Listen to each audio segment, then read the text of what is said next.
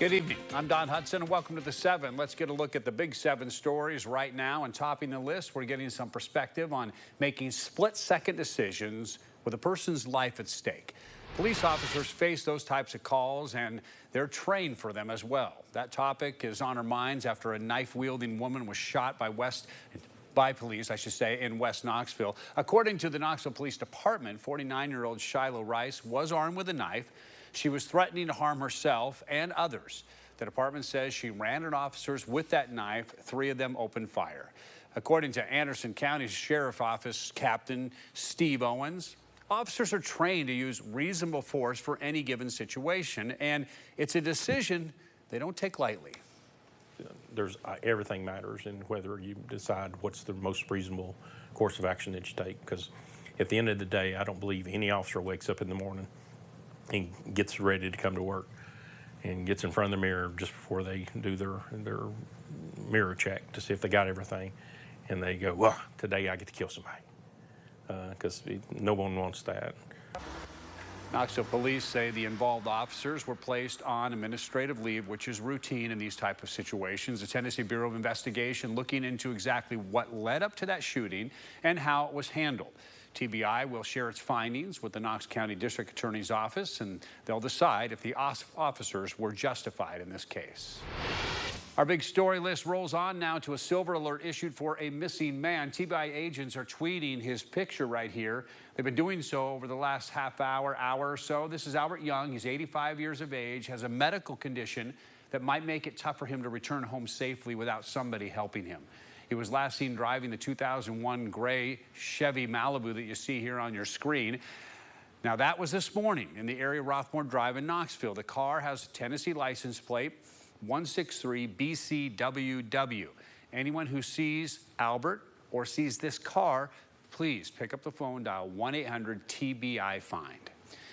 Now to a big day in court for the wife of a kidnapping suspect who was killed during a confrontation with law enforcement. This is Ashley Ahrens. She was arraigned this morning for charges that she's now facing. As we reported in February, Edward Ahrens, a registered sex offender, apparently contacted a Knox County 11-year-old through social media, convinced her to travel with him to his home in Georgia.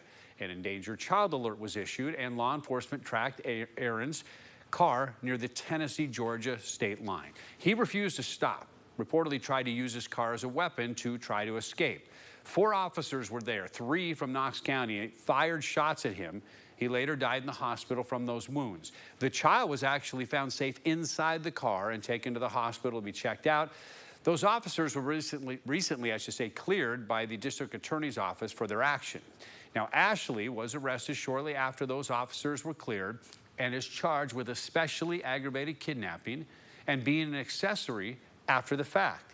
She's accused of helping her husband before and after that kidnapping. Her bond is set at $75,000. She'll be back in court for a status hearing on August 29th. A big signal about Tennessee's economy takes next slot in our Big 7 list tonight. Unemployment in Tennessee has hit a historic low. This according to the Department of Labor and Workforce Development. It's dropped, by the way, to 3% in May. The number dropping steadily for the past 3 months. Unemployment rates in Knox, Davison, and Jackson counties all under 3%. And while Tennessee's unemployment rate is dropping, the nation's actually went up to about 4%. Now, to put this in perspective, back in 2021, Tennessee's unemployment rate was over 5%. But there's more to the story. Some parts of Tennessee are actually lagging behind in the improved job picture. Shelby County approaching 4%. Lauderdale and Clay counties are even higher than that. The counties that are seeing or struggling a little bit with the growth, I think a lot of that has to really be reckoned to just the change in activity. Now, while Tennessee's low unemployment rate looks good on paper, some economists say it's partially because fewer people are actively looking for a job. The state's labor participation rate is actually lower than the national average. That according to Jobs for TN website, which, by the way, says there are 219,000 job openings right now in our state that need to be filled. All right, also at 7, a big stir about a big building proposed for downtown Knoxville. Now, these are 3D renderings of a new proposed residential building that developers want to put in Knoxville. It's 18 stories, apartment tower, West Hill Avenue, Locust Street's where it's going to be. Members of the public have been commenting on what they are describing or how they're describing the building. Someone actually used, and I'm quoting them, a gross monstrosity. But Knox County planning commissioners are advising the advancement of the development, and it'll have to be 5 stories, I guess, is what they're looking at now. That's 5 stories of structured parking. 9 to 14 stories of apartments. This all happened at yesterday's Planning Commission meeting, and the commissioners are advising the City Council to approve the development based on 4 conditions. Number 1, the final site plan, pedestrian improvements, and parking garage must meet city engineering standards. 2, final landscaping must meet city zoning standards. 3, mechanical equipment, service utilities, all must be placed on secondary elevations and be screened as necessary. And 4, the sign must be reviewed and approved by the Design Review Board. Now, with the Planning Commission's recommendation, with those conditions, it will now be up to the City Council to allow or not allow the construction to begin. All right, our big story list includes some photos of a wreck that, I don't know, you really have to see. This is in Knoxville. Check it out. Knoxville firefighters posting these pictures on social media about 2 hours ago. It's SUV dangling from a retaining wall along Broadway and Summit Hill. If you look closely, you can actually see wooden wedges and a steel beam used to keep the SUV from falling any further into the sidewalk or the roadway. Well, we know there's a parking lot just up the hill from this spot. We're still waiting to hear exactly from the firefighters how this all happened, how that vehicle got in that precarious position. Now, KFD, by the way, says that no one was hurt, so that's the good news here. Not good news for whoever owns that car. All right, big party plans take to our next spot on the Big 7 list. UT Athletics helping the Orange and White Nation cheer on Tennessee baseball this weekend in the College World Series, hosting 2 watch parties on campus. The athletics department inviting fans down to what's usually Vol Village on football game days. It's the Humanities Plaza across the street from Circle Park and the Torchbearer. For Saturday's Game 1, the fun starts at 6:30 p.m. Sunday, you can actually go down there at 1 o'clock in the afternoon. These events are free, by the way, with the game on the big screen. Plus, you got tailgate games, food trucks, fall merchandise. You can bring chairs, coolers, and blankets. UT is telling everyone to park at the G16 garage and use the Johnny Majors Drive entrance if you want to be there. Now, if you'd rather stay home on Sunday anyway, you can join us right here, 1:30 for our Road to the Ring report from Omaha.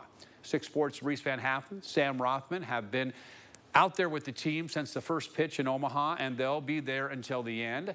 That's followed by the game at 2 o'clock, which was also right here on WATE. So Sunday, 1 o'clock, 1:30, be with us. Of course, Sam and Reese have been in Omaha for a week now. Today, they checked on the team's practice for tomorrow's matchup. This is something that we've talked about, for my 5 years is, trying to win a national championship. And I think this group is, we've spent a lot of time together. We talk about, that's our main goal is try to win a national championship. And, we get to a 3-round fight this weekend and try to be the first team to win 2 games. I think it would definitely be special, especially for the guys that have done so much to help us to get us to where we are at now, the players that came before us, and also for the fans and family that have sacrificed so much of their time to come and watch us and give us support. I think it would definitely be something special for everybody.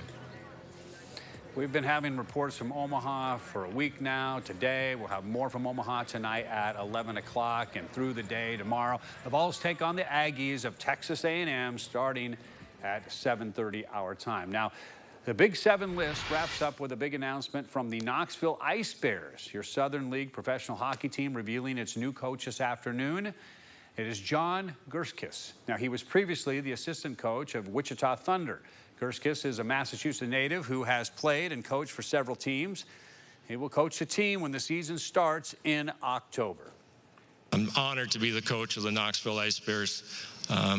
Coming here for so many years, I've always respected the organization from top to bottom. The players that have come through here. The great part of this game is the people that are involved with it. The wins and the losses tend to fade over time. but the relationships you have with the people, not just the teammates, but the fans, the booster club. I'm really excited to get the season going and get back to some of these other cities that I once played in and reconnect with some fans and some good friends of mine. Now, Gurskis joked that his mom had a big choice to make between watching her son be named the head coach here of the Ice Bears on the Facebook page live or actually go to the Boston Celtics championship parade. He said she kind of met him in the middle, ended up just watching both from her home.